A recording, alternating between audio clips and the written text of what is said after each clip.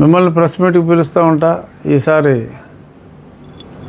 మరి నిన్నటి సంఘటనలు చూసిన తర్వాత నేను ఇక్కడికి వస్తున్నానని చెప్పి తెలుసుకుని మీరే ప్రెస్ మీట్ పెట్టాలి అని అడగటం చేంజ్. ఇది ఖచ్చితంగా ప్రెస్ మీట్ పెట్టి కొన్ని సందేహాలు తీర్చవలసిన అవసరం ఉంది అని నేను కూడా భావించి మీరు ప్రెస్ మీట్ పెట్టాలి అని అడిగిన వెంటనే మనం ఈ ప్రెస్ మీట్ పెట్టుకుంటున్నాం. మొన్న మాట్లాడాడు శ్రావణ్ కుమారుడు. మాట్లాడి ఒక 18,000 మంది పాస్టర్లు 1,00,000కు పైగా జనాభాతో ఒక భారీ బహిరంగ సభ పెట్టాం అని మాట్లాడిన తర్వాత మరి నిన్న ఆ సభ మరి ఎంతమంది పాస్టర్లు వచ్చారు, ప్రజలు ఎంతమంది వచ్చారో తెలియదు, కానీ సుమారు 2,000 మంది వరకు ఆ సభకి హాజరైనట్టుగా తెలిసింది. 2,000 లోపు. స్టేజ్ మీద బాగానే ఉన్నారు, 40-50 మంది వరకు స్టేజ్ మీద ఉన్నారు. అక్కడ చాలా అతను కూడా అనుకున్నాడు, అవును నేను లిల్లీ పుట్టినే, నువ్వెంతున్నావు, నీ శరీరానికి వస్తే ఎన్నో ఊర్లకు సరిపోతుంది. బహుశా మరి అతని కుటుంబం మాంసం అమ్ముకునే కుటుంబమేమో నాకు తెలియదు. అతని పూర్వపరాలు సైజుని బట్టి ఎన్ని ఊర్లకు సరిపోతుంది అనేది ఆడు బాగా ఎస్టిమేషన్ వేస్తున్నాడు. లిల్లీ, ఓకే లిల్లీ, నీ వ్యాపారం నీది, ఎంతసేపు నువ్వు ఆదరిస్తూనే చూసుకో, ఇబ్బంది ఏమీ లేదమ్మా. తర్వాత చాలా దారుణంగా వేసిన నింద ఏంటంటే, ఏదో చెత్త కామెంట్లు, అది నేను పెద్దగా పట్టించుకోవాల్సిన అవసరం లేదు. నింద ఏంటంటే, నేను యేసుక్రీస్తుని అవమానించాను అని చెప్పి అతను ప్రజల్ని మభ్యపెట్టాలి అని చెప్పి రెచ్చగొట్టాలి అని చూస్తున్నాడు. ఏనాడు కూడా నేను జీసస్ క్రైస్ట్ని చిన్న హేళనగా, చిన్న మాట కూడా నేను ఎప్పుడూ మాట్లాడలా. అతను చెప్పేది నేను యేసుక్రీస్తుని మేకుల దేవుడు అన్నానని చెప్పి మాట్లాడుతున్నాడు. చెప్పినప్పటికీ కూడా అయినా మీడియా సమావేశాల్లో మీ అందరి ముందు మళ్ళీ చెప్తున్నా, ఆకివీడు సంఘటన మీ అందరికీ తెలుసు. అక్కడ జనసేన ఆకివీడు ఏరియా ఇన్ఛార్జ్ ఉన్నత పదవిలో ఉన్నాడు అనిల్ని ఒక చెక్కకి ఉన్న మేకుతో కొడితే ఇక్కడ మేకు ఉండిపోయింది. హాస్పిటల్లో ఆ మేకుని తీయటం జరిగింది.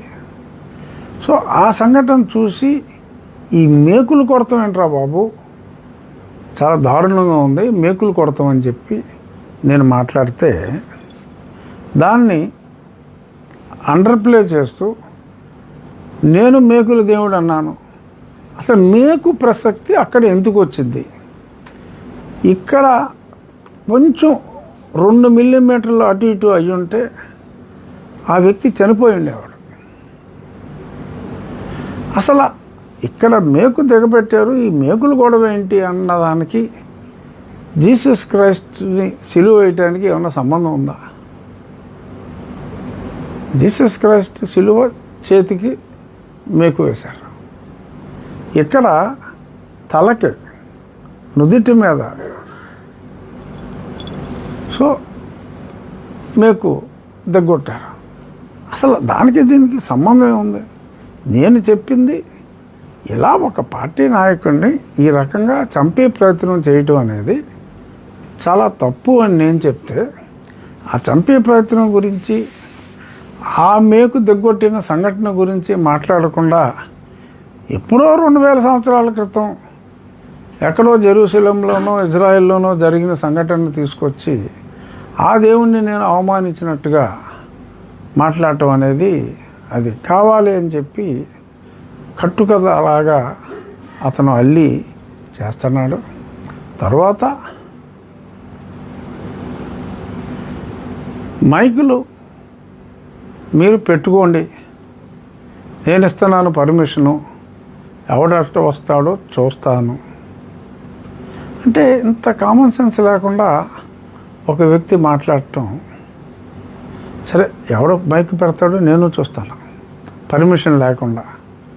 పండగల టైంలో పర్మిషన్ తీసుకుని అది కూడా ఆ డెసిబల్స్ లోపుగానే ఉండాలి.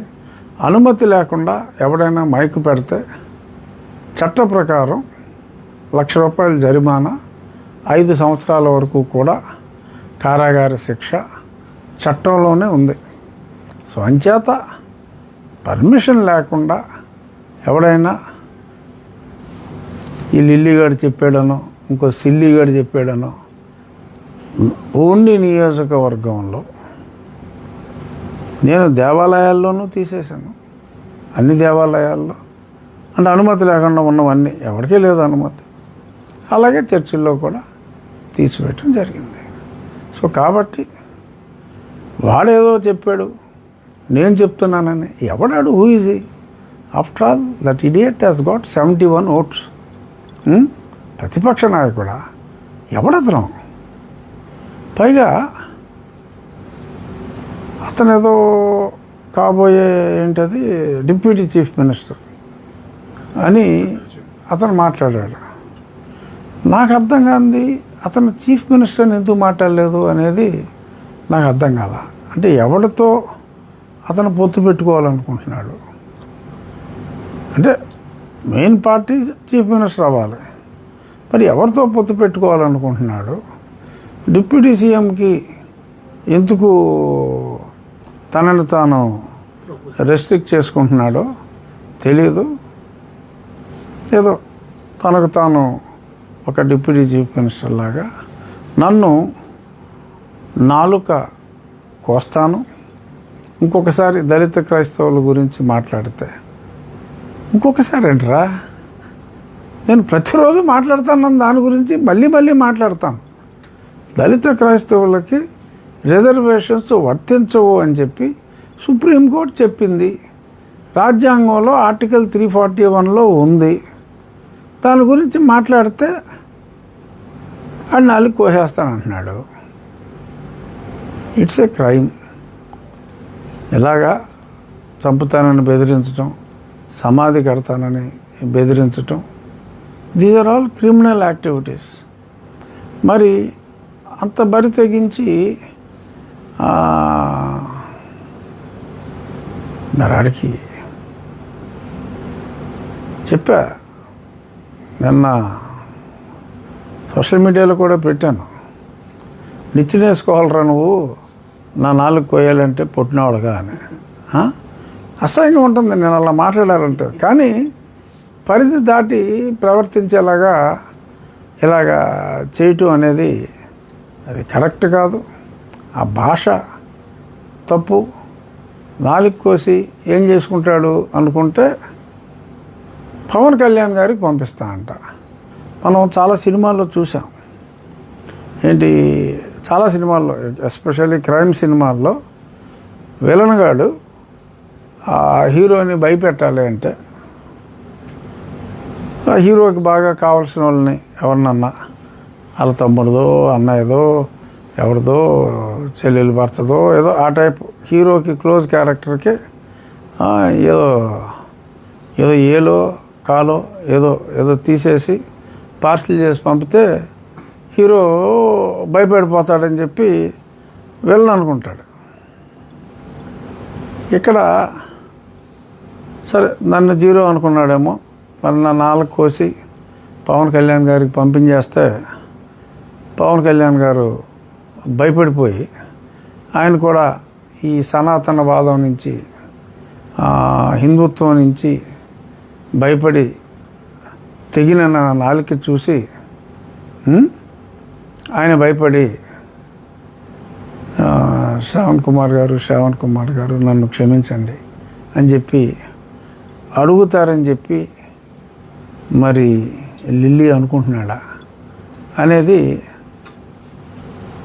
నాకైతే అర్థం కాల. సో మరి ఇక్కడ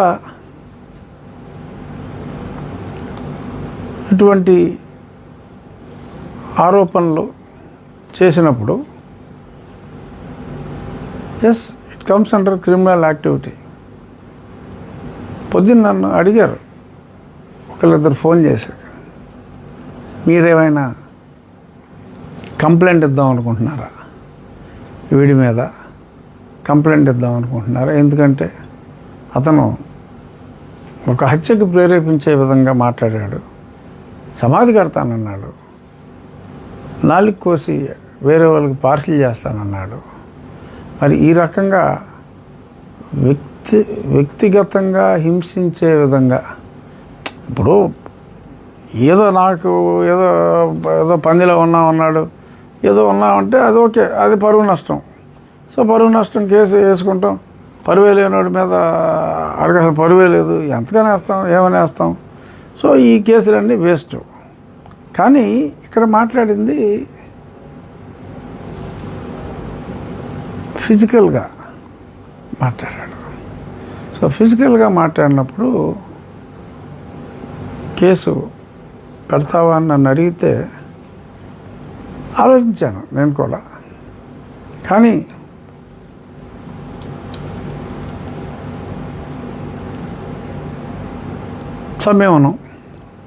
కాస్త సంయమనం. ఎందుకంటే మొన్న మధ్య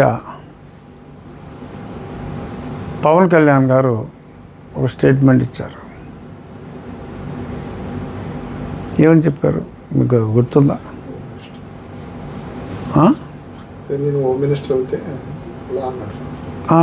అంటే నేను హోమ్ మినిస్టర్ కానందువల్ల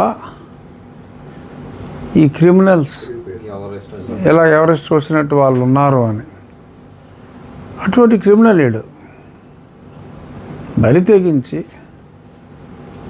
బజార్లమ్మట తిరుగుతూ, మరి ఆడికి పర్మిషన్ ఎవరు ఇచ్చారో, ఇలాగా బరి తెగించి మాట్లాడే వాళ్ళకి ఎవరు ఎందుకు ప్రోత్సహిస్తున్నారో తెలియదు. మరి బరి తెగించి మాట్లాడి ఎలా చేశారు క్రిమినల్ లాగా. సో ఇటువంటి క్రిమినల్స్ ఆట కట్టిస్తాను అని, హోమ్ మినిస్టర్ అయితే ఆట కట్టిస్తానని పవన్ కళ్యాణ్ గారు అన్నారు. సో పవన్ కళ్యాణ్ గారు మాట్లాడారు అంటే ఆయన ఊరికేనే మాట్లాడరు. ఎందుకంటే కూటమిలో ఒక ప్రముఖ నాయకుడు ఆయన. మరొక కూటమిలో తెలుగుదేశం పార్టీ తర్వాత ఎక్కువ స్థానాలున్న పార్టీ నాయకుడిగా, ప్రజల్లో ఎంతో ఆదరాభిమానాలున్న వ్యక్తిగా మరి ఆయన ఆ మాట హోమ్ మినిస్టర్ అయితే అన్న మాట అన్నారు. కాబట్టి చూద్దాం మరి రేపు కేంద్రంలో ఒక వారం రోజుల్లోనే ఇవాళ పేపర్లో కూడా వచ్చినాయి, అన్ని పేపర్లలో సాక్షితో సహా కేంద్రంలో త్వరలో ఇది క్యాబినెట్ ఎక్స్పాన్షన్ అని, ఆ తర్వాత రాష్ట్రంలో అని. ఏమో పవన్ కళ్యాణ్ గారు హోమ్ మినిస్టర్ అయితే, ఎందుకంటే నా నాలుక ఆయనకే కానుగ్గా భయపెట్టే విధంగా ఇస్తానన్నారు కాబట్టి, పవన్ కళ్యాణ్ గారు హోమ్ మినిస్టర్ అయ్యాక నేను ఖచ్చితంగా కంప్లైంట్ ఇద్దాం అనుకుంటున్నాను. చూద్దాం. ఇప్పుడు దీంట్లో అండి టోటల్ ఎపిసోడ్లో ఈ మిమ్మల్ని ఇంత రాజ్యాంగంలో ఆంధ్రప్రదేశ్ రాష్ట్ర శాసనసభ ఉపసభాపతిగా ఉన్న మిమ్మల్ని ఆయన ఇంత తోలనాడిలో కూడా మీ ప్రభుత్వం దీని మీద ఎందుకు చర్య తీసుకుంటలేదండి అతని మీద? ఇవాటి వరకు కూడా ఏ కేసు కానీ కంప్లైంట్ కానీ చిన్న విషయంలోనే మీ గవర్నమెంట్ చాలా స్పీడ్గా రియాక్ట్ అవుతుంది కదండి. నిన్నంత బహిరంగంగా ఆయన మిమ్మల్ని నాలికి కోస్తానని చెప్పి అన్నా కూడా మీ ప్రభుత్వం దీంట్లో ఎందుకు చర్య తీసుకుంటలేదు? అంటే చర్య తీసుకోవటం అంటే కంప్లైంట్ ఇవ్వాలి కదా. అంటే అసలు అతను ఓడిని మీరు కంప్లైంట్ ఇవ్వకుండానే తీసుకోవచ్చు కదండి. అంటే సువోమోటో కూడా తీసుకోవచ్చు. సువోమోటో ఖచ్చితంగా తీసుకోవచ్చు. కాకపోతే అక్కడ అన్నది ఎవరిని? నన్ను పవన్ కళ్యాణ్ గారు అదేనండి అదే అంటున్నాను. అంటే హోమ్ మినిస్టర్ని కానీ లేదా ముఖ్యమంత్రిని కానీ ఇంకో మినిస్టర్ కానీ ఏమనలేదుగా. కాదు సార్, నిన్న జరిగిన టోటల్ ఎపిసోడ్లో ఒక్క చంద్రబాబు నాయుడు గారు, లోకేష్ గారు తెలుగుదేశం మినహాయిస్తే జగన్, పవన్ కళ్యాణ్ గారిని కానీ, జగన్ గారిని కానీ, ఏంటి జగన్ కూడా జగన్ కూడా ఆయన నిన్న తోలనాడారండి. ఏమని? అది ఈ అతను ఎందుకు ఓట్లేశారనే సందర్భాన్ని కూడా అతను ప్రస్తావించాడు. అతను కూడా మోసం చేశారు. ఒక ఇక్కడ టోటల్ ఎపిసోడ్ లో ఒక చంద్రబాబు నాయుడు గారిని, లోకేష్ గారిని, తెలుగుదేశం పార్టీ మినహా జనసేనని, మిమ్మల్ని, మిగిలిన జగన్ గారిని, ముగ్గురిని కూడా ఆయన అక్కడ మాట్లాడారు. అంటే ఒప్పందం ఏమైనా ఉందంటారా? కాదు కదా. అంటే ఇప్పుడు లిల్లీ మాట్లాడిన సిల్లీ మాటలన్నీ ఆ సాక్షివాడే వేస్తున్నారు కదా. అంటే ఇది నిన్న ఓపెన్ గా ఆయన సోషల్ మీడియాలో కూడా వచ్చింది కదా సార్ దాని మీద. అంటే మరి దీని మీద మరి లోపాయి గారు ఒప్పందం ఏమైనా తెలుగుదేశానికి, జడా శ్రావణ్ కుమార్ గారికి జరిగిందంటారా?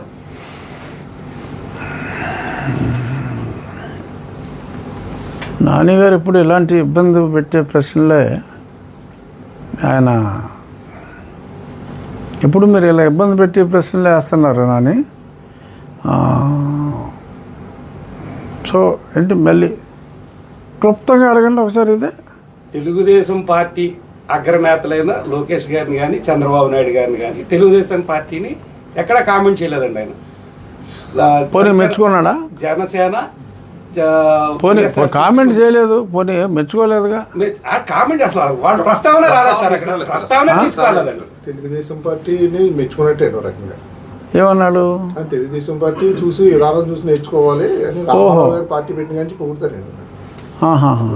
వాళ్ళ విధి విధానాలన్నీ బాగానే ఉన్నాయి. మా పార్టీని మెచ్చుకున్నాడు, నన్ను తెచ్చాడు, కళ్యాణ్ గారిని తెచ్చాడు, జగన్ గారిని ఏమో మాకు ఎస్సీలకి ఆయన ఎప్పుడు కూడా ఎస్సీలు పార్టీ పార్టీ అని చెప్పుకుంటాడు తప్ప ఏం చేసింది ఏమీ లేదు అని చెప్పేసి ఆయన చెప్పారు. అంటే ఈ టోటల్ ఎపిసోడ్లో తెలుగుదేశం పార్టీ జడా శ్రవణ్ కుమార్కి మధ్య ఏమన్నా ఆంతరంగిక చర్చ కానీ ఆంతరంగిక ఈ జరిగినాయి అంటారండి? ఒప్పందాలు ఏమన్నా జరిగినాయి అంటారా? జరుగుంటాయా అని అని మీరు అడుగుతున్నారు. అటువంటివి జరగకూడదు అని నేను అనుకుంటున్నా. జరిగి ఉండకూడదని కాదు, జరగకూడదు అని నేను అనుకుంటున్నా. బట్ ఇంకా మరి అతను మొన్నటిదాకా చంద్రబాబు నాయుడు గారిని గట్టిగానే తెచ్చాడు. మరి నిన్న ఏమీ అనకపోవటం, పైగా మరి మెచ్చుకున్నారని కూడా అంటాం, ఇవన్నీ అనుమానం లేని వాళ్ళకు కూడా అనుమానం రేకెత్తించే విధంగా ఉన్నాయి ఈ మాటలు. బట్ మరి ఎవరైనా సువోమోటో మరి నిజంగా పోలీసులు కంప్లైంట్ తీసుకుంటారా? వాళ్ళే లేదు ఎవరైనా ఒకవేళ నా అభిమానులు, నేనైతే పవన్ కళ్యాణ్ గారు హోమ్ మినిస్టర్ అయ్యేదాకా నేనైతే కంప్లైంట్ ఇవ్వను డెఫినెట్గా. ఇది నా స్టాండ్. అంటే నా 4 ఆయనకే పంపుతానన్నారు. 1, 2 మొన్న పవన్ కళ్యాణ్ గారు ఈ క్రిమినల్స్ నేను హోమ్ మినిస్టర్ కానందువల్ల హ్యాపీగా ఉన్నారు అని అన్నారు. సో కాబట్టి ఇతను క్రిమినల్. సో ఆయన హోమ్ మినిస్టర్ అయ్యే వరకు క్రిమినల్స్ హ్యాపీగా ఉంటారని చెప్పి మరి కళ్యాణ్ గారే అనుకుంటున్నప్పుడు ఇదిగో ఈ నాని గారు ఇంకేదో అనుమానాలు పెట్టాడు. ఈ బ్యాక్గ్రౌండ్లో ఇక నేను కంప్లైంట్ ఇచ్చి కూడా యాక్షన్ తీసుకోవట్లేదు అనుకోండి, మళ్ళీ అదొక నామర్థం నాకు.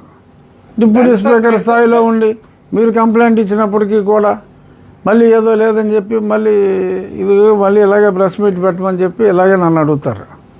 సో కాబట్టి నేను కంప్లైంట్ ఇచ్చినా, ఒకవేళ ఎవరైనా కంప్లైంట్ ఇచ్చినా చర్య ఒకటే ఉంటుంది. చర్య అంటూ ఉంటే ఇలాగా మాట్లాడి 4 కోసేస్తాను, సమాధి కట్టేస్తాను, ఎవడ పడితే ఆడు.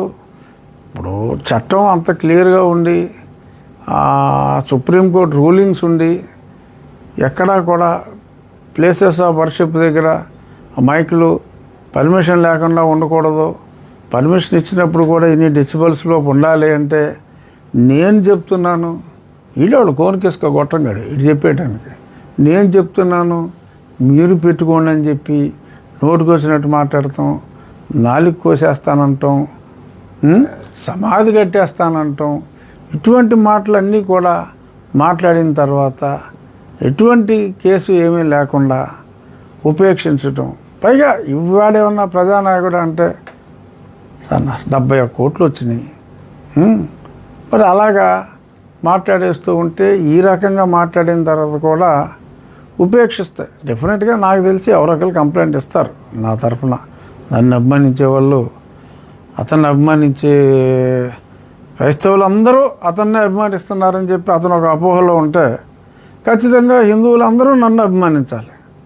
అంటే 14% అభిమానిస్తున్నారన్న భ్రమలో అతను ఉంటే 80% అభిమానిస్తున్నారు అన్న భ్రమలో నేను ఉండొచ్చు. ఆ 80లో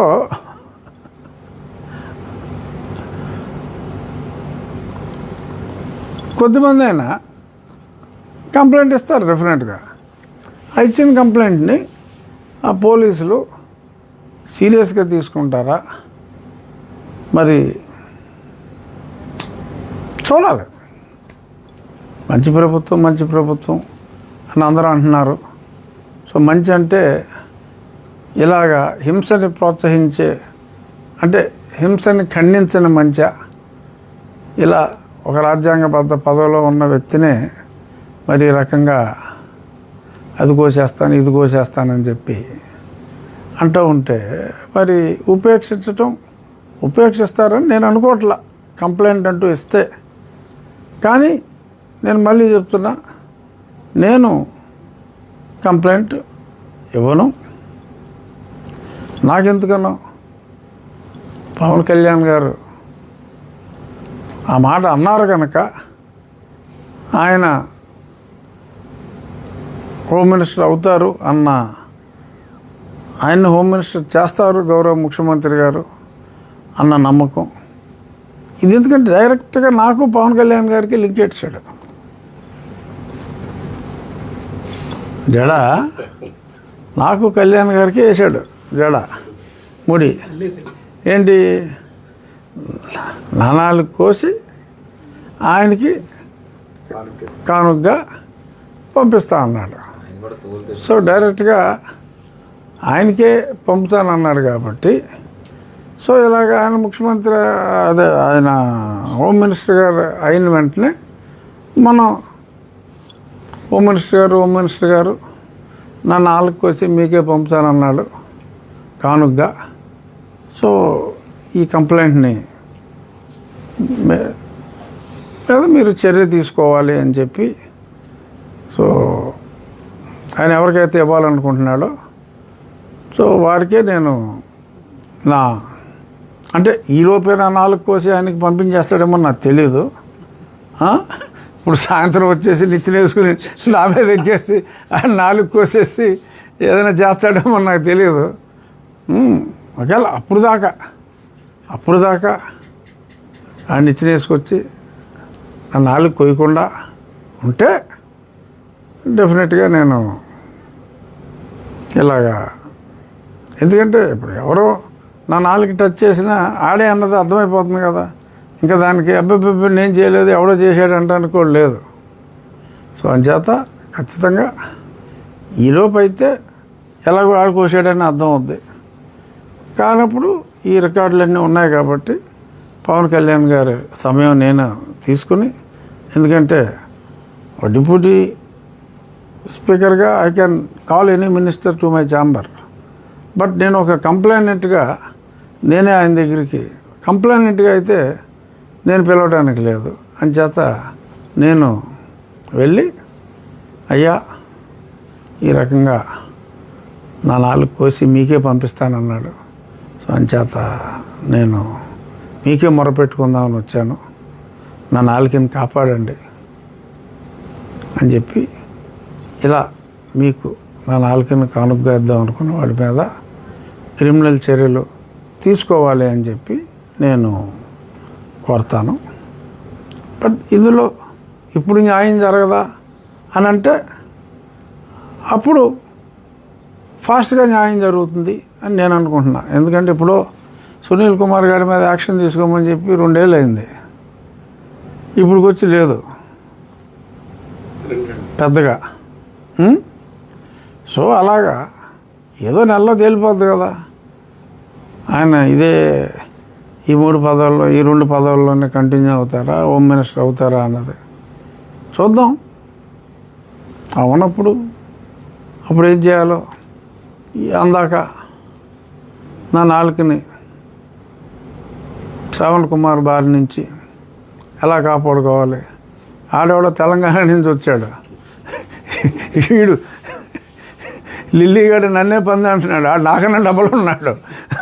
ఆడాడో తెలంగాణ వాడు, నేను 2 ఊర్లకు వస్తా 4 ఊర్లకు వస్తాడని చెప్పి లెక్కలేస్తుంటాడు లిల్లీగాడు. సరే ఆ లిల్లీగాడి గురించి ఎక్కువ మాట్లాడుకుంటాం, సిల్లీగా ఉంటుంది అనుకోండి.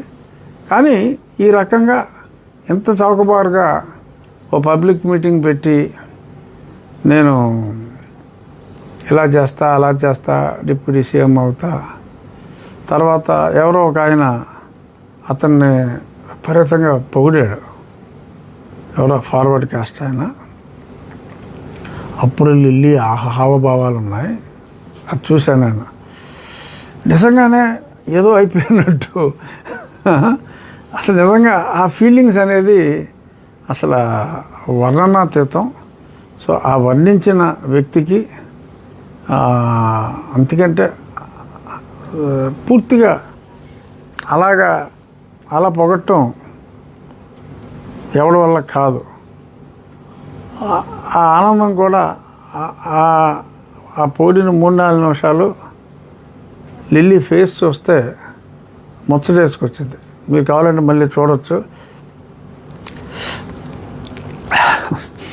అని ఇలా అసలు చాలా పులకించాడు అనమాట లిల్లీ. సో సరే అలాగే పులకించమ్మా, నీకు ఎన్ని ఓట్లు వచ్చినాయో అందరికీ తెలుసు, మళ్ళీ చెప్పాల్సిన పని లేదు. ఇక్కడ ఒక అనుమానం మటుకు డిప్యూటీకి ఎందుకు పరిమితం అయ్యాడు అనేది డెఫినెట్గా అది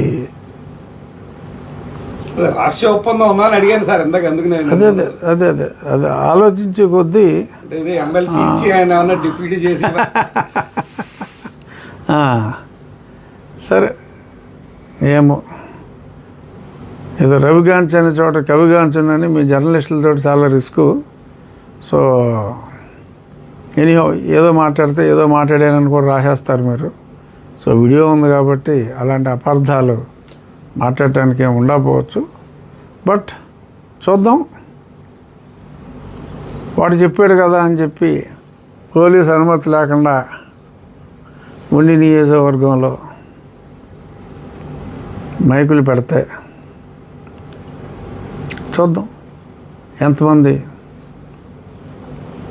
ఆడొచ్చి పైకి ఎక్కి మైకులు పెట్టలేడు, ఎందుకంటే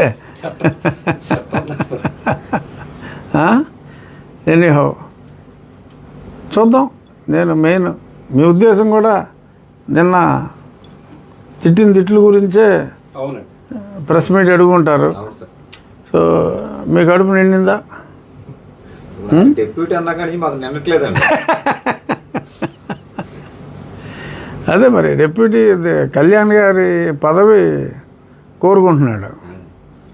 ఇప్పుడు నన్ను సరే పోనీ నన్ను ఎలాగో పక్కన పడేశారు, ఏదో డిప్యూటీ స్పీకర్ పదవిలో ఉన్నాను, మనమేం కూటమి నాయకులం కాదు. సో ప్రభుత్వాన్ని తీసుకొచ్చింది నేను మీరు నాకు చెప్పినందువల్ల ఉపయోగం లేదు. బట్ మరి కూటమి నాయకులు పవన్ కళ్యాణ్ గారిని కూడా మరి ఆ రకంగా తీసిపడేస్తూ, సరే జగన్ తిడితే తిట్టారు, దానివల్ల నాకు వచ్చిన నష్టమే ఉంది. కానీ అంత సాక్షిలో అంత ప్రమోట్ చేస్తున్నప్పుడు తిట్టడం అనేది అన్యాయం. ఎందుకంటే అతని మొహం ఏ ఛానల్లో చూపెట్టిన రోజుల్లో సాక్షికి సంబంధించి సాక్షి ఫండ్ చేసే ఇహా ఛానల్లో సాక్షి ఛానలే అతన్ని పదే పదే చూపెట్టినాయి. ప్రత్యేకంగా ఛాంబర్ ఏర్పాటు చేశారంట సార్ మిమ్మల్ని తిట్టించడం గురించి సాక్షిలో. నేను ఎవరో చెప్తున్నారు నాకు. ఇప్పుడు మరి నిన్న తిట్టాడు కాబట్టి తీసేస్తారేమో. నిన్న తిట్టడం అంటే మాకు దళితులకు సహకరించలేదు అన్నాడు. ఏం తిట్టలేదు సార్ ఆయన. మాకు దళితులకి సహకరించలేదు. ఆయన ఉండగా కూడా ఆయన దళిత పార్టీ అని అనుకున్నాం కాబట్టి అయినా సరే ఆయన దళితులకు సహకరించలేదు అన్నాడు. కానీ ఏం తిట్టలేదు సార్ ఆయన. సహకరించలేదు అన్నాడు సార్ ఆయన. అంటే అతను దళితుల ఓట్లు తెలుగుదేశానికి మళ్లించాలని చూస్తున్నాడా, లేకపోతే హిందువుల ఓట్లు జగన్కి మళ్లించాలని చూస్తున్నాడా? కొత్త అనుమానం వస్తుంది నాకు. అంటే డిప్యూటీగా సార్ ఆయనకే తెలియాలి సార్ అవన్నీ. ఎందుకంటే ఈ మధ్యన జగన్మోహన్ రెడ్డి గారు కూడా ఏదో హిందూ వేషం వేస్తున్నాడు ఎక్కువ. మరి ఈయన దళిత ద్వేషి అన్న ఇమేజ్ తీసుకొచ్చి ఆయనకి హిందువులను దగ్గర చేయాలని చూస్తున్నాడా, లేదంటే ఈ ఏమో చెప్పలేం. బాబు గారిని హిందూ ద్వేషిగా చూపెట్టి హిందువులను పూర్తిగా దూరం చేసి ఏమో మరి కన్ఫ్యూజ్ చేశారా? మీరేదో మాట్లాడి ఇతనేదో మాట్లాడి మొత్తం మీద నన్ను కన్ఫ్యూజ్ చేయకండి. ఇప్పటికే నా నాలుగు ఏమైపోతుందో అన్న భయంలో నేనున్నాను. మళ్ళీ ఇలా మీతో మాట్లాడాలంటే నాకు నాలుగు ఉండాలి. లేదంటే అదేదో సినిమాలో సుబ్బరాజుకి నాలుగు పోదా అంటూ ఉంటారు. ఏ సినిమా అది? ఏదో మహేష్ బాబు సినిమా. సుబ్బరాజు మాట పోద్ది అనమాట. ఫుఫ్ అని గాలి ఊస్తే అదేదో మాటలాగా వస్తుంది. పోకిరి కాదు ఏదో సినిమా. సర్లే ఏదోట్లే. సో అలాగ అయిపోద్ది. సో అంచేత నా నాలుగు ఉండగానే మీరు చక్కగా మాట్లాడించేసుకుని అంటే మీకు నాలుగు తీసేస్తారని మీకు కాన్ఫిడెన్స్గా ఉందంటారు సార్. మీరు మాట్లాడితే నాలుగు తీసేస్తారు అంటున్నారు. అని అన్నాడు కదా. అంటే బొత్తిగా పట్టించుకున్నట్టుంటే ఫీల్ అవుతాడండి అంతే. అన్న మాటలే గౌరవం ఇచ్చి కొంచెం భయపడుతున్నారు సార్. అది భయం అభినయిస్తున్నాం. ఎందుకంటే నాకు సిఆర్పిఎఫ్ ఉందమ్మా, మెషిన్ గన్స్ ఉన్నాయి వాళ్ళ దగ్గర. కనీసం 200-300 మందిని షూట్ చేసిన తర్వాతే ఎవడైనా దగ్గరికి రాగలరు. సో అంచేత ఆ భయం నాకు లేదు. కానీ అట్లీస్ట్ సాయంత్రం మళ్ళీ ఈహా ఛానల్లోనో సాక్షి ఛానల్లోనో నా దెబ్బకు భయపడిపోయాడని చెప్పి ఈ మధ్యన సూట్ కలర్ మార్చాడు చూసారా? మరి నీల్ కుమారుడు అంటున్నారని చెప్పి ఆడ కొంచెం బ్లాక్ వేసాడు.